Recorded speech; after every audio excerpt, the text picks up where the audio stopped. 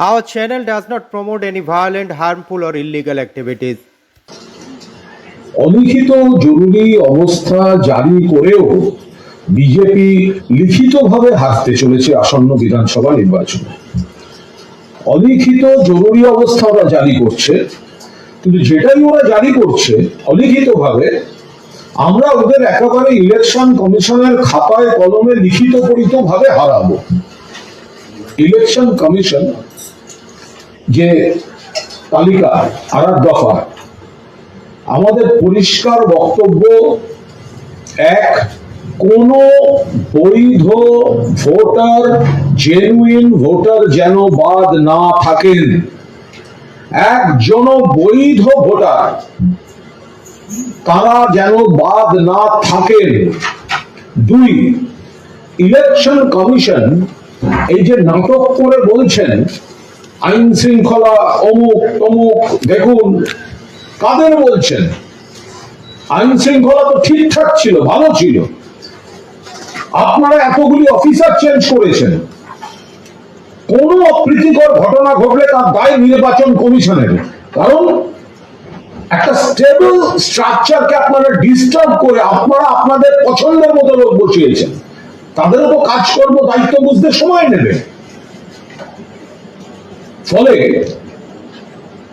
প্রথম আশঙ্কা হচ্ছে যে ইলেকশন কমিশন তারা হঠাৎ এই কথাটা বললেন কেন, যে আইন শৃঙ্খলা ঠিক রাখতে হবে, বললেন কেন? লিস্ট বেরোবে, তার সঙ্গে আইন শৃঙ্খলার কি সম্পর্ক? তাহলে কি আইন শৃঙ্খলা যাতে ডিস্টার্ব হয়, লোককে যাতে প্ররোচনা দেওয়া হয়, তাহলে বহু জেনুইন ভোটারকে কি বাদ দেওয়া হচ্ছে? আমরা গোটাটা খতিয়ে দেখব। আমরা সকলকে বলছি কারণ কোন প্ররোচনায় পা দেবেন না। ওরা চাইছে গন্ডগোলটা করাতে, জেনুইন ভোটারদের টার্গেট করছে। আবার বলছে আইন শৃঙ্খলা ঠিক রাখতে হবে রাজ্যকে। আরে নির্বাচিত সরকার ছিল, নির্বাচিত সরকার তার প্রশাসন সাজিয়েছেন। আপনারা তো ভোটের মুখে আচমকা সমস্তটা ডিস্টার্ব করে দিয়েছেন। এতজন পুলিশ প্রশাসনের কর্তাকে আপনারা বদলি করেছেন। তাহলে যদি কোথাও কোন রকম বিচ্ছিন্ন অপ্রীতিকর ঘটনাও ঘটে, তার জন্য দায়ী থাকবে নির্বাচন কমিশন। পরিকল্পিতভাবে, চক্রান্তমূলক ভাবে বাংলায় এই ধরনের বিচ্ছিন্ন গন্ডগোল তৈরি করার জন্য অলিখিত জরুরি অবস্থা জারি করে নির্বাচন কমিশন, বিজেপির দালাল, বিজেপির এজেন্ট, বিজেপির পার্টি অফিস বনে গেছে, তারা এই কাজটা করছেন। আমরা আবার বলছি, যতই করো হামলা, জিতবে আবার মমতা বন্দ্যোপাধ্যায়ের বাংলা, মা মাটি মানুষের বাংলা। সারা ভারতবর্ষের অন্যান্য রাজ্যে ভোটার লিস্টে কারচুপি আর ভয় দেখানোর রাজনীতি করে বিজেপি মহারাষ্ট্র, দিল্লি, হরিয়ানা, বিহার যে ঘুরপথে ব্যাকডোর পলিটিক্সে দখল করেছে, বাংলায় সেটা কিন্তু হবে না। মাননীয় মুখ্যমন্ত্রী মমতা বন্দ্যোপাধ্যায়ের নেতৃত্বে, আমাদের সর্বভারতীয় সাধারণ সম্পাদক অভিষেক বন্দ্যোপাধ্যায়ের সেনাপতিত্বে গোটা তৃণমূল দল বাংলার প্রতিটি বুথে, প্রতিটি মানুষের, প্রতিটি পরিবারের সঙ্গে যোগাযোগ করে তাদের পাশে আছেন এবং এই বঙ্গ বিরোধী ভারতীয় জনতা পার্টিকে বাংলার মাটি প্রত্যাখ্যান করতে চলেছে। সেই কারণে এই ধরনের চক্রান্তগুলো তারা করছেন।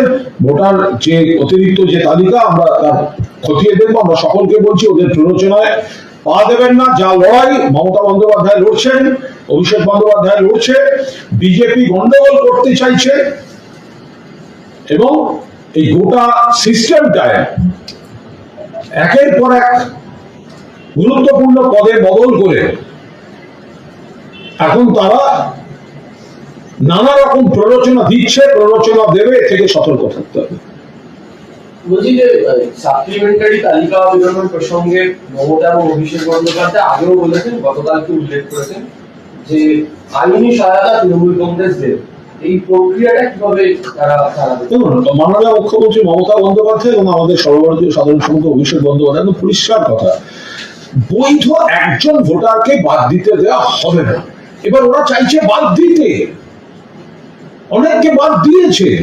অভিষেক বন্দ্যোপাধ্যায় মঞ্চে তাদের দাঁড় করিয়ে দেখিয়ে দিয়েছেন, সে মানুষটা বেঁচে জলজ্যান্ত সামনে, নাম ডিলিটেড বলে দিচ্ছে মৃত। বাবা লেখেন বন্দ্যোপাধ্যায়, ছেলে কেন লিখেছে ব্যানার্জি, নোটিস লাইনে দিয়ে দাঁড়াও, লজিক্যাল ডিসক্রিপেন্সি মানে কি, অ্যাডজুডিকেশন মানে কি, কাদের, কেন, একের পর এক যেগুলো ওরা বলেছিল, লাখ লাখ রোহিঙ্গা, একজনও রোহিঙ্গা বার করতে পারে, একজনও বার করতে পারেনি ভোটার তালিকা থেকে। এবার আমরা কিভাবে মানুষের পাশে আছি? একটা হচ্ছে প্রত্যেকটি মানুষকে বাড়ি বাড়ি গিয়ে সেই এলাকায় ক্যাম্প করে করে মানুষকে ফর্ম ফিল আপে সহযোগিতা, মানুষের যা যা দরকার বুঝতে সহযোগিতা, সব তৃণমূল করেছে। অন্য দলের যারা সমর্থক তাদের বাড়ির লোক উপকার পায়নি, তাদের তো সংগঠন নেই, পাশে তো তৃণমূল ছিল, তৃণমূল আছে। একদিকে বাড়ি বাড়ি গিয়ে সহায়তা, পাড়ায় গিয়ে সহায়তা, বুথে গিয়ে সহায়তা, অন্যদিকে রাজপথে আন্দোলন এবং আইনি লড়াই।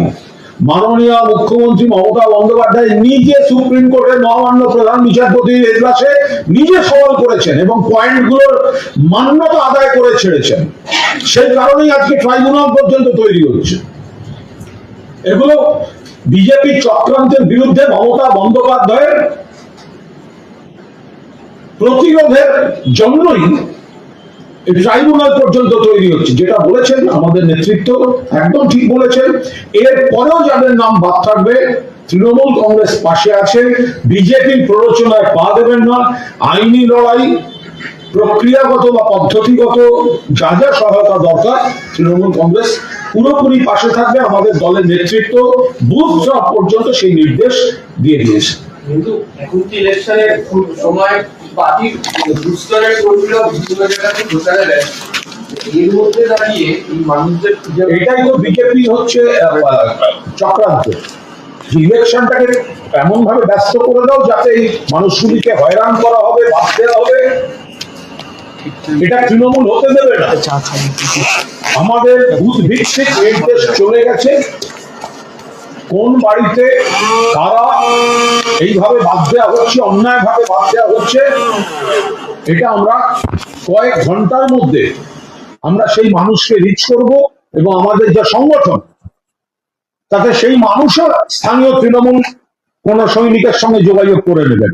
এটা শীর্ষ স্তর থেকে সারা বাংলার প্রতিটি বুথে, প্রতিটি পার্টে নির্দেশ জারি হয়ে গিয়েছে যে যাদের চক্রান্তমূলক ভাবে বাদ দেওয়া হচ্ছে তাদের পরিবার এবং সেই ব্যক্তিগুলির পাশে তৃণমূল কংগ্রেস তাদের পরবর্তী পদ্ধতি, ট্রাইব্যুনালে যাওয়া বা আইন যা যা প্রসেস হবে সেগুলো তৃণমূল কংগ্রেস পাশে থাকবে।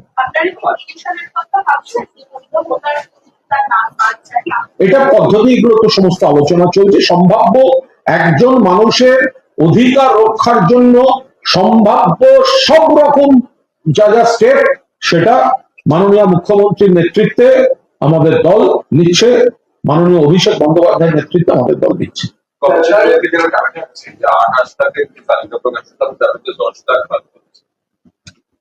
দেখুন, যদি ওরা সেটা করেন, কারা বাদ গেলেন সেটা তো দেখতে হবে। জেনুইন ভোটারকে যদি বাদ দেওয়া হয়, নট অ্যাপিয়ারিং বলে যদি বাদ দেওয়া হয়, গরিব মানুষ, পরিযায়ী মানুষ, অন্যদিকে হয়তো কাজ করতে গেছেন, আমাদের রাজ্যের লোক অন্য রাজ্যে কাজ করতে যান, অন্য রাজ্যের লোকও তো এখানে কাজ করে। আমাদের 22 লক্ষ গেলে অন্য রাজ্যে 1.5 কোটি আছে, কেউ হয়তো অন্য জায়গায় কাজে আছেন। এবার তাকে তার কাজের ছুটি নিয়ে খরচা করে আসতে হবে শুধুমাত্র লাইনে দাঁড়াবার জন্য। হয়তো কেউ পেরেছেন, হয়তো কেউ পারেননি। এবার নট অ্যাপিয়ারিং বলে যদি একটা জেনুইন ভোটারকে বাদ দেওয়া হয়, নিশ্চিতভাবে সেটা আপত্তিকর। সেই গরিব মানুষ বা অন্য যে কোনো মানুষ, কেউ হতে পারেন খেটে খান অন্য রাজ্যে, কেউ হয়তো একটা বড় কর্পোরেটের বড় পদে কাজ করেন, কিন্তু ছুটি নিয়ে আসা সম্ভব হচ্ছে না। সেখানে যদি নট অ্যাপিয়ারিং বলে বাদ দেওয়া হয়, কেন আজকের দিনে সব হচ্ছে, তুমি ইলেকশন কমিশন জুম মিটিং করতে পারছো, তুমি সেই লোকটার সঙ্গে ভিডিওতে কথা বলতে পারছো না? কিসের নট অ্যাপিয়ারিং? জালিয়াতি করছে নির্বাচন কমিশন। বিজেপির দালাল, বিজেপির এজেন্ট নট অ্যাপিয়ারিং কি আজকালকার দিনে হোয়াটসঅ্যাপে ভিডিও কল করবে, আপনি অমুক যা জিজ্ঞাসা জেনে নেবে। কেন আসতে পারেননি? চাকরি করছেন, কাজ করছেন, কেন আসতে পারেননি সেটা জেনে নেবে। তার বদলে নট অ্যাপিয়ারিং, এটা তো বিজেপির নির্দেশে ছুতো। নট অ্যাপিয়ারিং আবার একটা মানুষ রয়েছে, সে ওই দিনটায় যেতে পারছে কি পারছে না। কেউ পেরেছেন, কারণ হয়তো সমস্যা আছে। কেন তাদের ভিডিও কলের সঙ্গে সঙ্গে ধরে নেওয়া হচ্ছে না? সেটা তো সেখানকার ওনারা নির্দেশ দিয়ে দেবেন। নট অ্যাপিয়ারিং কথাটা আসছে কি করে? আপনি নিজে জ্ঞানের সময় আপনি ভার্চুয়াল বৈঠক করতে পারছেন, তাহলে আপনি কেন আপনার ইলেকশন কমিশন যদি কেউ আসতে না পেরে থাকে তাদের ডিজিটালি কানেক্ট করছে না? কারণ আপনার লক্ষ্য বাংলার জেনুইন ভোটারদের ডিস্টার্ব করা এবং এই প্ররোচনাটা দিয়ে মানুষের ক্ষোভ দেখিয়ে কোথাও কোথাও অস্থিরতা তৈরি করা। আর সেই জন্যই আপনারা ব্যাপক রদবদল করেছেন। হঠাৎ অনেককে দায়িত্ব বসিয়ে দিয়েছেন যারা ব্যাপারটা বুঝে ওঠার আগে ভোট এসে যাচ্ছে। একদিকে ভোটার লিস্টের কারচুপি করাবেন, অন্যদিকে বাইরের লোক আর বাইরে থেকে টাকা ঢোকাবার জন্য। ওসব করে হবে না। বিজেপি গোহারা হাঁটতে চলেছে।